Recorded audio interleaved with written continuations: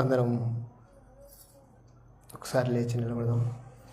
కూర్చున్నారు ఇప్పటివరకు. అందరం లేచి నిలబడదాం. చక్కటి వర్తమానం మీకు ఎంతవరకు అవసరమో అంతవరకు తెలియజేశాడు. నాకు తెలిసి మీరు విన్నారని నేను నమ్ముతున్నాను. నా నమ్మకాన్ని వమ్ము చేయగాకండి. ఎందుకంటే అన్న చెప్పిన ప్రతిసారి నేను రాయటం నాకు పరిపాటి.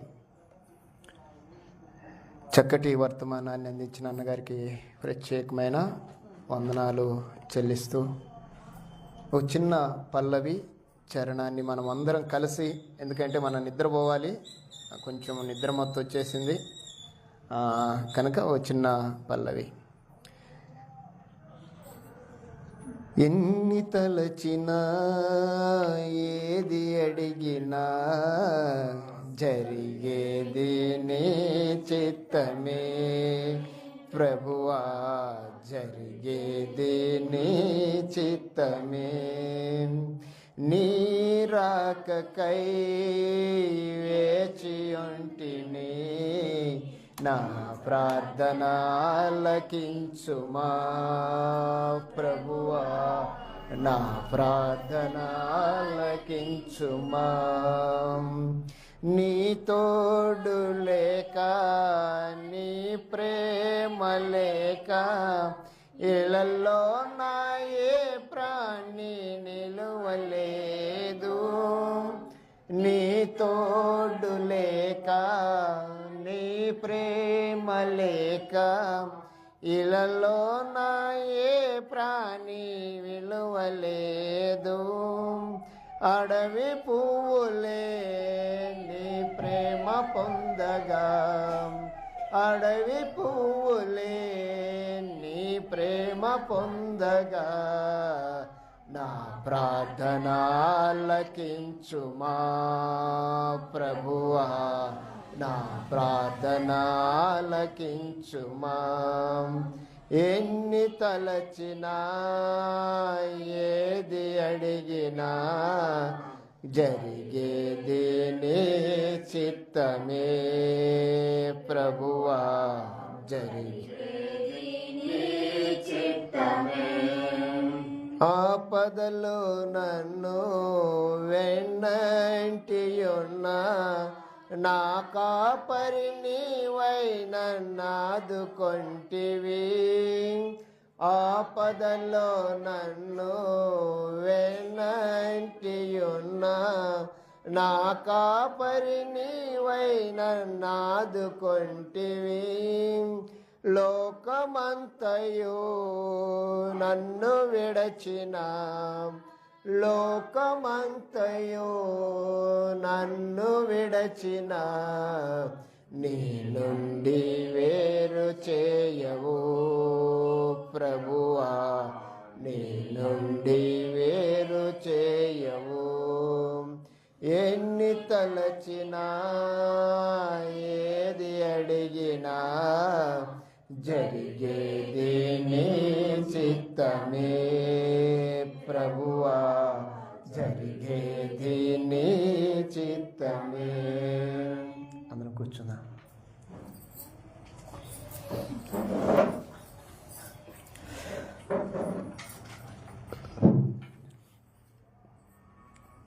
చాలా శ్రేష్టమైన అమూల్యమైన వర్తమానాన్ని విన్న తదుపరి కొన్ని ప్రాముఖ్యమైన విషయాలని మాత్రమే మీతో నేను పంచుకొని ఈ వాచ్ నైట్ సర్వీస్లో అనగా నూతన సంవత్సర ఆహ్వాన కూడికలో ముందుకు కొనసాగుదాం. ఎన్నో అమూల్యమైన విషయాలు ఈ 2025వ ముగింపు మాటలలో నూతన సంవత్సర ఆహ్వానానికి సంబంధించిన విషయాల్ని చాలా చక్కగా, చాలా వివరంగా వివరిస్తూ మనల్ని ఒకంత దైవికంగా అన్నగారు మనల్ని నడిపించారు. చాలా సంతోషం. అలాంటి వర్తమానంలో నుండే ఈ నూతన సంవత్సరంలో, లేకపోతే మరొక నూతన దినంలో, లేకపోతే 2026లోనికి వెళ్ళబోతున్న మనము మరికొద్ది నిమిషాల్లో ఏదైనా ఒక తీర్మానం చేసుకొని ముందుకు అడుగు వేస్తే ఒకంత ప్రయోజనకరంగా ఉంటుందనేదే దేవుని యొక్క వాక్య సారాంశం. భక్తుడు మాట్లాడుతూ, సంవత్సరములు జరుగుచుండగా నీ కార్యములను నూతనపరచుము అని అన్నాడు. సంవత్సరాలు గతించిపోతున్నాయి, కార్యాలు నూతనపరచబడుతూ ఉన్నాయా? ఏ కార్యాలు నూతనపరచబడాలి?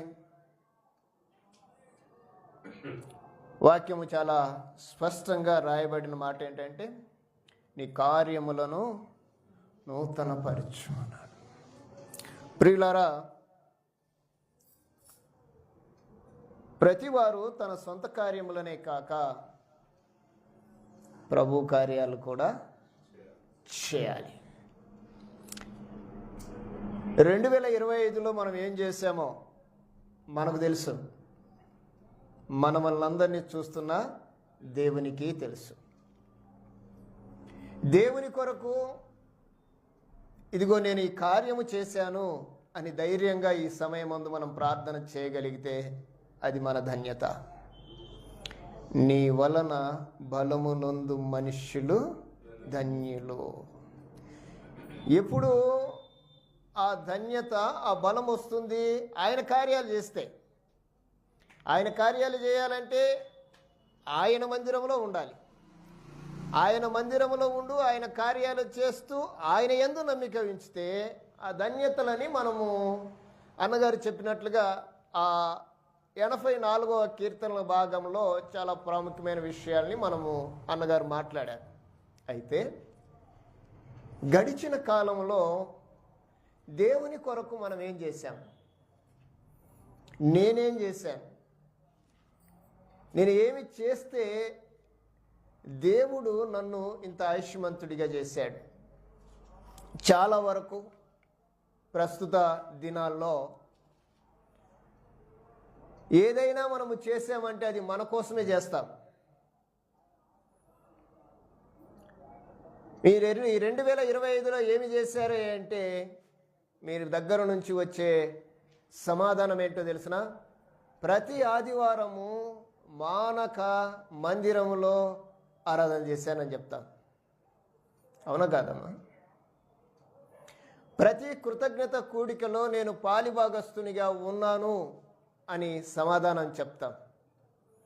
నా యొక్క ఆత్మీయ జీవితాన్ని కొనసాగించటానికి ప్రతి దినము ఆయన పాద సన్నిధిలో మోకరించి, అది మందిరమే కానీ గృహమే కానీ నేనుంటున్న స్థలమే కానీ అక్కడ మోకరించి నేను ప్రార్థన చేశాను అని చెప్పగలం. ఎవరమే? ఆయన యందు ఉన్నవారమే.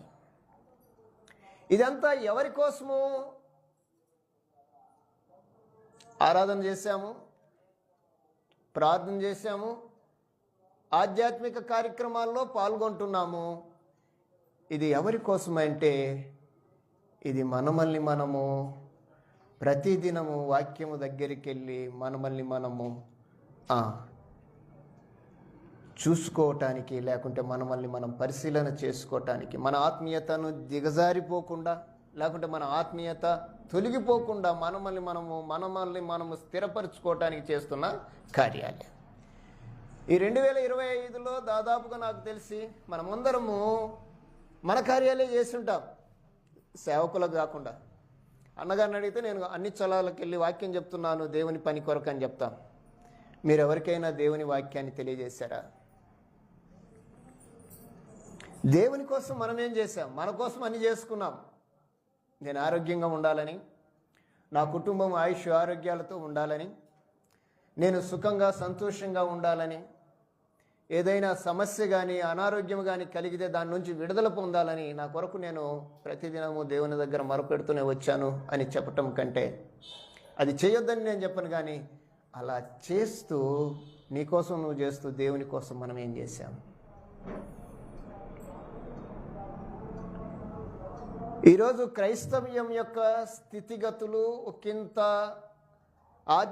ఆధ్యాత్మిక తత్వాన్ని తగ్గిపోవటానికి గల కారణం ఏంటంటే అందరూ వారి వారి స్వకార్యాలే చేస్తున్నారు, కానీ దేవుని కార్యాలు చేయటం లేదు.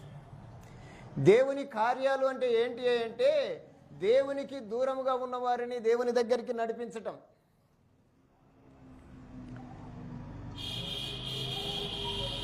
దైవత్వం ఎరగని వారికి దేవుడేంటో తెలియచేయటం. నశించిపోతున్న వారిని ప్రభు దగ్గరికి తీసుకొని వచ్చి రక్షించబడేటట్లుగా వారిని ప్రోత్సహించటం. ఇది మనం ఎంతమందిని ఈ 2025లో చేశామో ఒకసారి జ్ఞాపకం చేసుకుందాం. ఒకవేళ చేయకపోతే ప్రభు ఈ చివరి గడియల్లో నీతో మాట్లాడుతున్నాడు.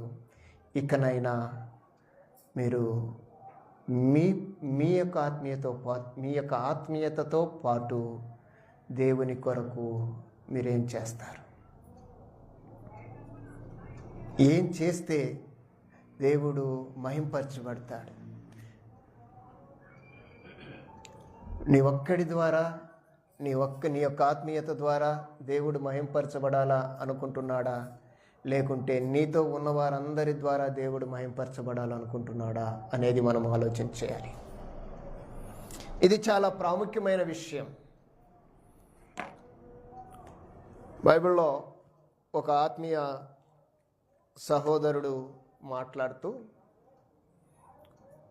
మొదటి శతాబ్ద కాలంలో తన యొక్క పరిచర్యను కొనసాగిస్తూ తెలియజేసిన మాట ఏంటంటే ప్రతిదినము తన ప్రయాణాన్ని తను కొనసాగిస్తూ ఆయా ప్రాంతాలు ఆయా గ్రామాలు సంచరిస్తూ తాను వెళ్ళిన చోటల్లా ప్రభువుని పరిచయం చేస్తూ ప్రభు కొరకు అనేకులను ఆయన రాజ్యానికి వారసులుగా చేస్తూ తన ప్రయాణాన్ని ముగించుతూ వచ్చాడు. చనిపోయే వరకు కూడా ఆయన తన ప్రయాణంలో ప్రభువు కొరకు ఆయత్తపడి ఉన్న వారిని ఆయన సన్నిధికి నడిపించాడు.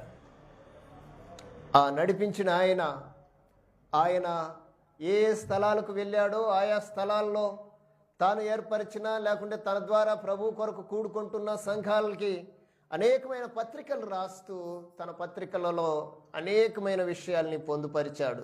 తాను అపోస్తుడైన పౌలు గారు వెళుతూ ఉన్న ప్రతి స్థలములో దేవుడు తన మీద ఉంచిన యావత్తును, తన మీద దేవుడు కోరుకున్న స్థితినంతటిని కూడా తాను దేవుడు అనుకున్న దానికంటే ఎక్కువ చేశాడేమో అనిపిస్తుంటుంది. ఒకానొక సమయంలో ఆయన దగ్గరికి వెళ్ళి వాక్యం చెప్పమంటే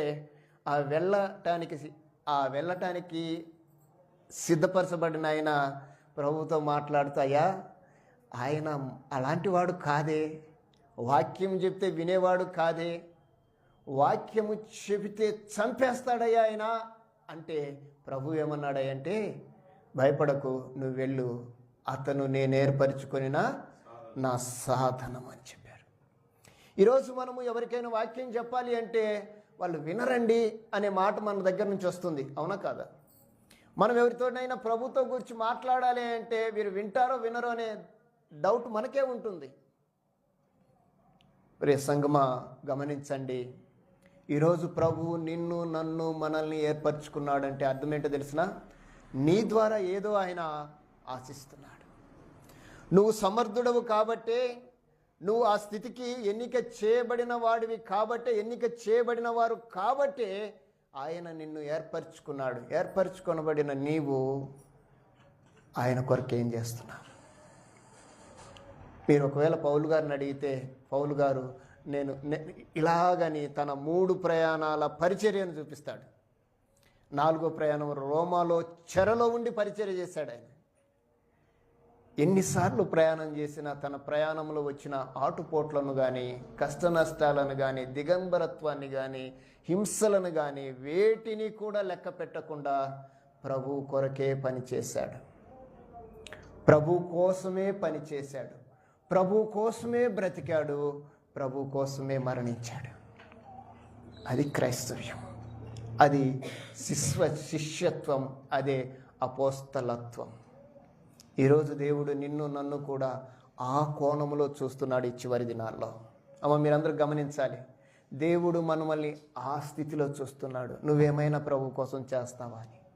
ఈ 2025 చివరి గడియల్లో మీరు ఆలోచించవలసింది ఒకటే, నేను ఏమైనా చేయగలిగితే నేను ఎంతమందిని ప్రభు దగ్గరికి నడిపించగలను?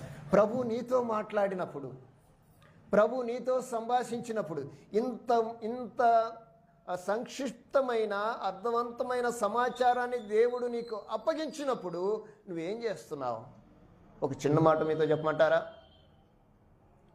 ఒకానొక సమయంలో ఎవరూ ఎన్నిక చేయబడని ఒక స్త్రీ ప్రభువుని ఎదుర్కోవటానికి, లేకుంటే ప్రభు ఆమెను కలుసుకోవటానికి వెళ్ళినప్పుడు వారి యొక్క సంభాషణ మనం అర్థం చేసుకోవాలి.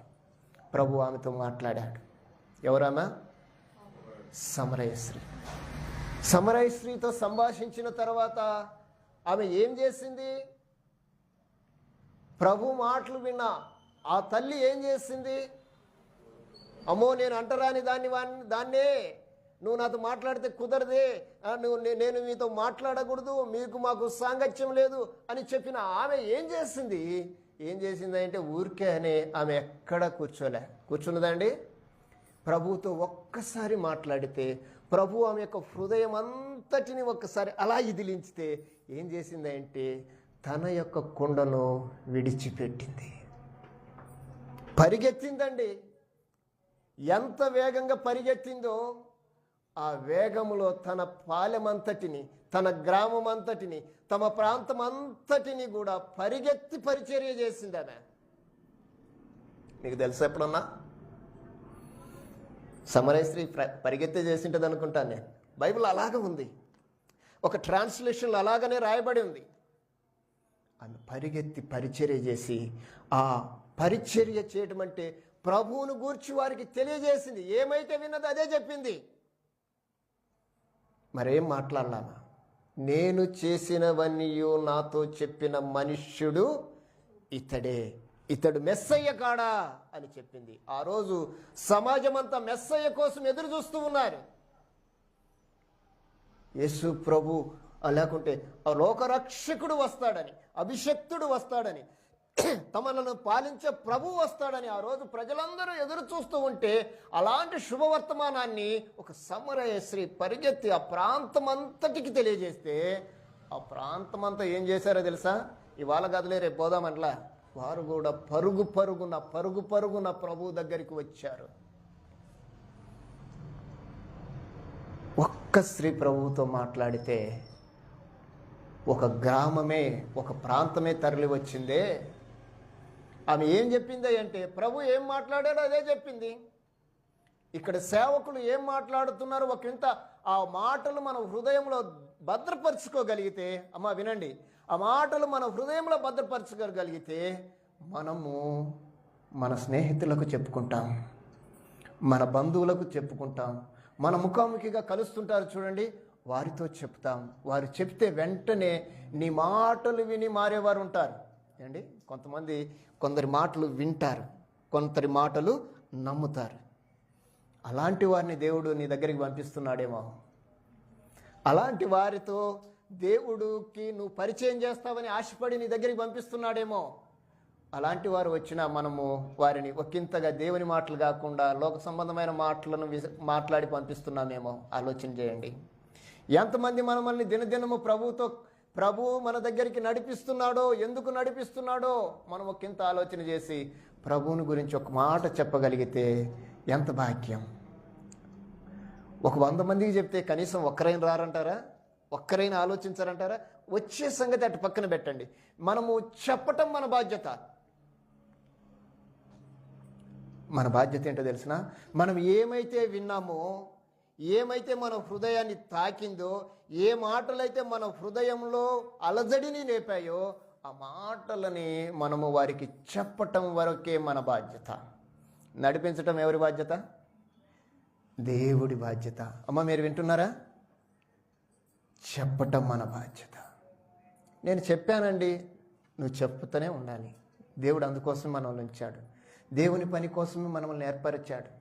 దేవుడు మన ద్వారా ఏదో కోరుకుంటున్నాడు. ఎందుకంటే అందరినీ పిలవకుండా నిన్నే ఎందుకు పిలిచాడు? పిలువబడిన వారు అనేకులు, ఏర్పరచబడిన వారు చెప్పండి. పిలువబడిన వారు అనేకులు, ఏర్పరచబడిన వారు ఆ కొందరిలో మనమున్నాం. మన ద్వారా దేవుడు కోరుకుంటున్నదేదో మనము చేయటానికి సిద్ధపడాలి. ప్రియులారా, నా మాటలు కొంచెం జాగ్రత్తగా ఆలోచన చేయండి. ఒక తీర్మానం,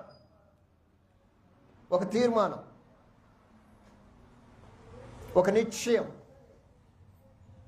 మనం చేయగలిగితే ఎంత బాగుంటుంది. ఇదిగో, గతంలో నేను చెప్పానో లేదో నాకు తెలియదు. సర్వసాధారణంగా మనము అందరితో ఏదో ఒక విషయాలు చెప్తూనే వస్తుంటాం. మనతో కలిసిన వారితో దేవుని గురించి మాట్లాడకుండా ఉండలేం. ఎంతవరకు చేశామో రాబోయే రోజుల్లో మరింతగా నేను చేస్తానని ఒక తీర్మానంగా మనం చేసుకోగలిగితే, ఆ తీర్మానము చేయటం వరకే మన బాధ్యత. ఇది కూడా మీరు ఆలోచన చేయండి. దాన్ని జరిగించేవాడు ఎవరు? దేవుడే చేస్తాడు.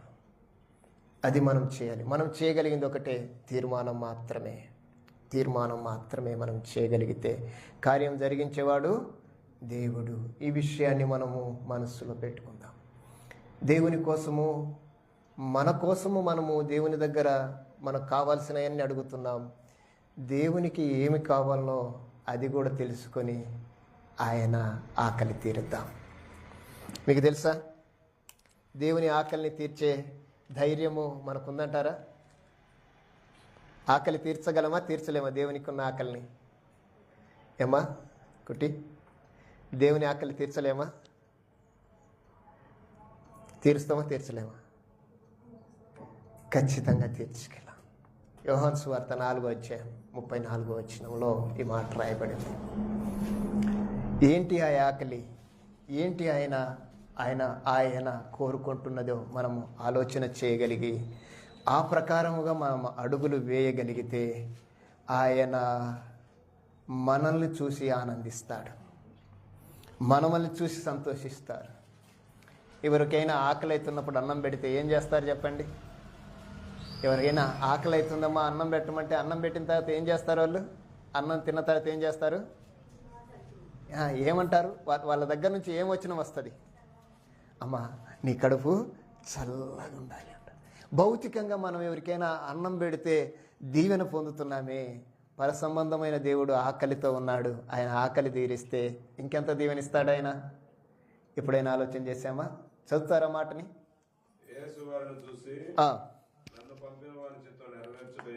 నన్ను పంపిన వాని చిత్తము నెరవేర్చుటయు, ఆయన పని తుదముట్టించుటయు నాకు ఆహారము. యేసుప్రభు ఆహారం ఏంటో చెప్పండి. ఇప్పుడు యేసుప్రభు డైట్ ఏంటి? ఆయనను పంపిన వాని చిత్తము. ఆయనను పంపిన వాని చిత్తం ఏంటో తెలిసిన? భూమి మీద ప్రతి ఒక్కరూ పరిశుద్ధులు కావాలి. పాపం అనేది ఉండకుండా అది పరిహరించబడాలి. దానికోసమే ఆయన వచ్చాడు, దాన్ని కార్యంగా చేశాడు. తన్ను పంపిన వాని చిత్తము నెరవేర్చుటయు, ఆయన పని తుదముట్టించుట.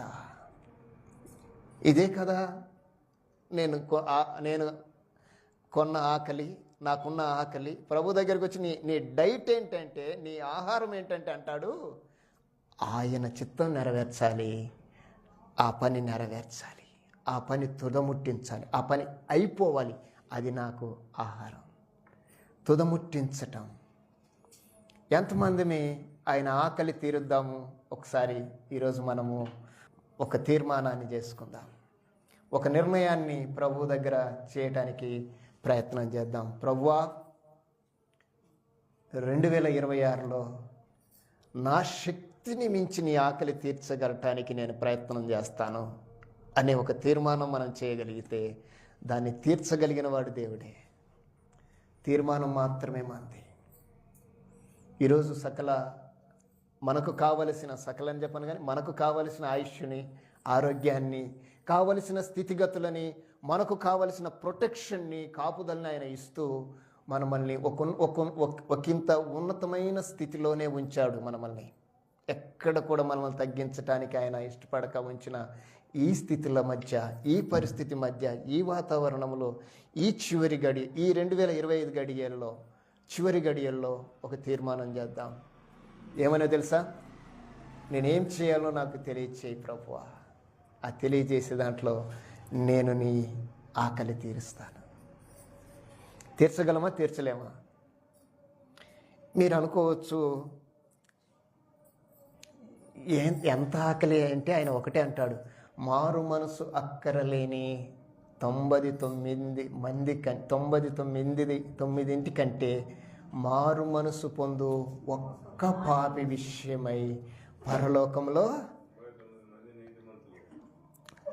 మారు మనసు అక్కరలేని 99 మంది కంటే మారు మనసు పొందే ఒక పాపి విషయమై పరలోకంలో ఆనందం ఉంటుంది అని చెప్పాడు. ఒక్కరినైనా ప్రభువుకు పరిచయం చేయలేమా మనము? మీ స్టామినా ఎంత అంటే ఒక్కరిని కూడా చేయలేమా అనే సవాల్ అన్నమాట. మనకు శక్తి సామర్థ్యాలు దేవుడు తక్కువ చేయలేదు. ఒకటితో మొదలు పెడితే అది ఎంతవరకు ముగించబడుతుందో తెలియదు. ఇది దేవుడు మన మీద పెట్టుకున్న నమ్మకం. ఆయన మన మీద పెట్టుకున్న నమ్మకాన్ని ఎట్టి పరిస్థితుల్లో ఒమ్ము చేయకుండా ముందుకు నడుద్దాం. అట్టి స్థితి దేవుడు మనందరికీ దయచేయునుగాక. అట్టి కృప దేవుడు మనకు, మన కుటుంబాలకి సమృద్ధిగా అనుగ్రహించునుగాక. ఆమేన్. ప్రియులారా, ఈ విషయంలో మీరందరూ కూడా ఈ నూతన సంవత్సరంలోకి వెళ్ళబోతూ ఉండగా ఒక చక్కటి తీర్మానాన్ని కలిగి ముందుకు నడుద్దాం. అందరము మరలా లేచి ఒక పాట పాడుతూ ఆ 2025లోకి మనం ముందుకు నడుద్దాం. స్తుతియు మహిమ ఒక కీర్తన పాడుతూ మనము ప్రవేశించి కార్యక్రమంలోకి నడుద్దాం. పాట పాడిన తర్వాత అన్నగారు ప్రార్థన చేస్తారు. ప్రార్థన అనంతరం ఒక చిన్న కార్యక్రమంతో ముందుకు నడుద్దాం. స్తుతియు మహిమ ఘనత నీకే యుగ యుగముల వరకు. ఎంతో నమ్మదగిన దేవా, ఎంతో నమ్మదగిన దేవా, మా దేవుడవై మాకిచ్చితివి ఎంతో గొప్ప శుభదినము. మా దేవుడవై మాకిచ్చితివి ఎంతో గొప్ప శుభదినము. మేమందరము ఉత్సాహించి సంతోషించెదము. మేమందరము ఉత్సాహించి సంతోషించెదము. కొనియాడెదము మరువబడని మేలులు చేసెనని. కొనియాడెదము మరువబడని మేలులు చేసెనని. స్తుతియో మహిమ ఘనత నీకే యుగ యుగముల వరకు.